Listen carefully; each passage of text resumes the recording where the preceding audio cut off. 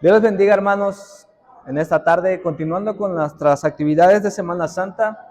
Le toca a un servidor exponer acerca del lunes de autoridad, para lo cual les voy a invitar a que abran sus Sagradas Escrituras en el Evangelio según San Mateo, capítulo 21, en sus versículos del 12 al 17. Y entró Jesús en el templo de Dios, y echó fuera a todos los que vendían y compraban en el templo, y volcó las mesas de los cambistas y las sillas de los que vendían palomas. Y les dijo: escrito está, mi casa, casa de oración será llamada, mas vosotros la habéis hecho cueva de ladrones. Vinieron a él en el templo ciegos y cojos, y los sanó. Pero los principales sacerdotes y los escribas, viendo las maravillas que hacía, y a los muchachos aclamando en el templo y diciendo: Hosana al Hijo de David, se indignaron y le dijeron: ¿oye lo que estos dicen? Y Jesús les dijo: sí, nunca leísteis de la boca de los niños y de los que maman, perfeccionaste la alabanza. Y dejándolos salió fuera de la ciudad a Betania y posó allí. Bendito sea el nombre del Señor, hermanos. Podemos ver en la palabra de Dios el acontecimiento después de su entrada triunfal. Y algo que nos enseña, una de las muchas enseñanzas que el Señor Jesús nos deja es en el versículo número 12, donde dice: y entró Jesús en el templo de Dios. Aquí podemos ver, hermanos, hacer notar la importancia que el Señor Jesús le daba en la asistencia al templo de Dios, a la casa de su Padre Celestial. La palabra del Señor es clara, hermanos, es viva y eficaz. Y una de las primeras enseñanzas que el Señor Jesús nos deja es acerca de la importancia que debemos de darle el estar en su casa. Y lo podemos ver en el versículo 12, dice: y entró Jesús en el templo de Dios. Fíjese, hermano, que después de que el Señor Jesús tuvo esa entrada gloriosa, esa entrada triunfal, donde todo el mundo le alababa, le exaltaba, le veneraba, pudo bien haber dicho: bueno, pues es hora de descansar. Pero no fue así, hermanos. Él fue directamente a la casa de su Padre Celestial, dejándonos como enseñanza a nosotros, hermanos, que el estar en la casa de Dios, estar en comunión con el Señor, es una de las prioridades que uno como cristiano debe de tener. ¿Cuál es nuestra prioridad? Nuestro trabajo. A veces le damos prioridad a otras cosas antes de venir a la casa de Dios, antes de servir en la casa de Dios. Quizás le damos la prioridad a nuestra familia, y no es que esté mal, hermanos, simplemente que Dios debe de ser nuestra prioridad. En nuestra vida Él debe ser el centro de nuestro universo. En nuestra familia, en nuestro negocio, en nuestro trabajo, Él es el que tiene que ser nuestra prioridad, hermanos. Y lo vemos en esa enseñanza del Señor Jesús, que se pudo haber quedado a que el pueblo lo siguiera alabando, pero Él decidió ir a su casa, a la casa del Padre Celestial. Y continuando con el pasaje bíblico, hermano, podemos ver que Él llegó a los atrios del Señor, a la casa, al templo de Dios, y se topó con una imagen que lo dejó perplejo, lo dejó quizás boquiabierto, quizás, ¿verdad?, atónito. Y es que la imagen que quizás nosotros nos pudiéramos imaginar de aquello que el Señor Jesús veía era prácticamente un mercado en los atrios del Señor. Una imagen que quizás denotaba menosprecio, denotaba, ¿verdad?, que no les interesaba dónde estaban, simplemente ellos veían por sus propios bienes. Y esto hizo enfadar al Señor Jesús. Y es ahí donde nosotros podemos ver la autoridad que el Señor Jesús demuestra al echar fuera, dice la palabra del Señor, a todos los que vendían y los que compraban en el templo. Volcó las mesas de los cambistas y las sillas de los que vendían palomas, dice la Escritura, en el versículo 12. Y les dijo en el versículo 13: escrito está, mi casa, casa de oración será llamada, mas vosotros la habéis hecho cueva de ladrones. Fíjese, hermano, lo impactante de esta historia, el suceso que pasó en el ver esta situación. El Señor Jesús tuvo ese celo espiritual al ver su casa hecho un mercado, una cueva de ladrones, como lo dice su palabra. ¿Y qué fue lo que vio en aquella ocasión, hermanos? Dice la palabra, la escritura, que volcó la mesa de los cambistas. La escritura nos enseña y nos dice que el pueblo de Israel estaba disperso a lo largo del mundo y por ende traían la moneda de aquellos lugares. Pero cuando venían a Jerusalén a hacer los sacrificios al Señor, la moneda que radicaba era la moneda judía. Entonces había gente que se dedicaba a hacer el cambio de moneda, pero no era lo malo, eso no era lo malo era de que ellos hacían cambios deshonestos, no entregaban el peso en moneda del valor de la moneda. Y esto, hermanos, era como robar.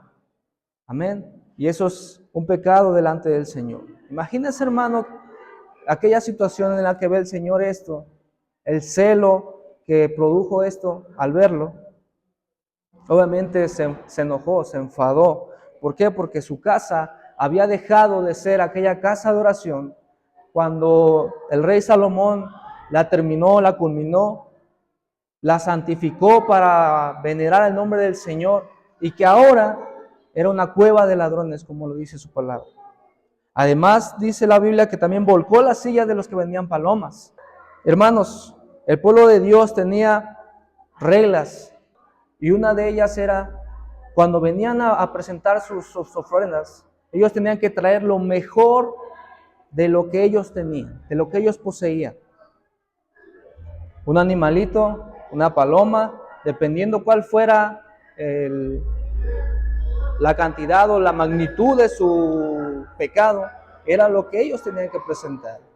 Pero ¿cuál era uno de los requisitos? Que ese animalito tenía que estar lo más puro y perfecto posible. Que ellos mismos lo tenían que traer de su lugar de residencia, ellos mismos tenían que cuidarlo, criarlo, y que no tuviera ninguna imperfección, ya sea alguna rasgadura, alguna mancha, algún desperfecto en sus extremidades, no tenía que tener absolutamente nada.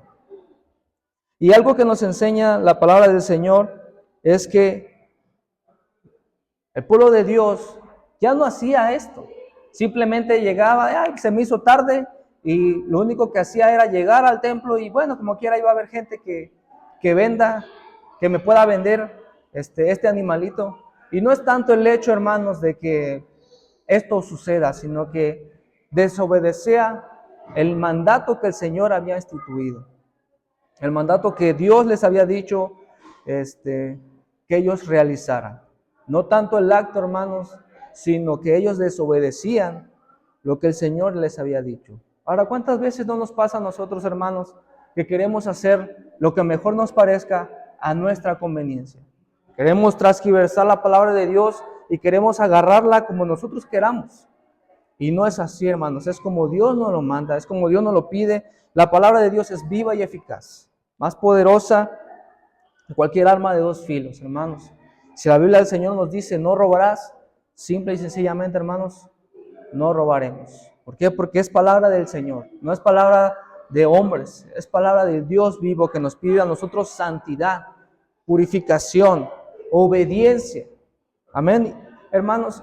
Y el pueblo de Dios, esto era lo que no estaba haciendo, obedeciendo la palabra que Él mismo les había dejado en la ley. Ahora, ¿por qué lo hizo, hermanos? ¿A qué llevó todo esto? El versículo 13 nos dice, y les dijo, escrito está, mi casa, casa de oración será llamada, mas vosotros la habéis hecho cueva de ladrones. Hermanos, el templo de Dios había sido instituido, creado y edificado para una sola cosa: adorar, venerar, honrar el nombre de Dios. Para que aquel que estuviera necesitado de Dios fuera a aquel lugar y la presencia de Dios iba a estar ahí y podía él presentar sus sacrificios a Dios.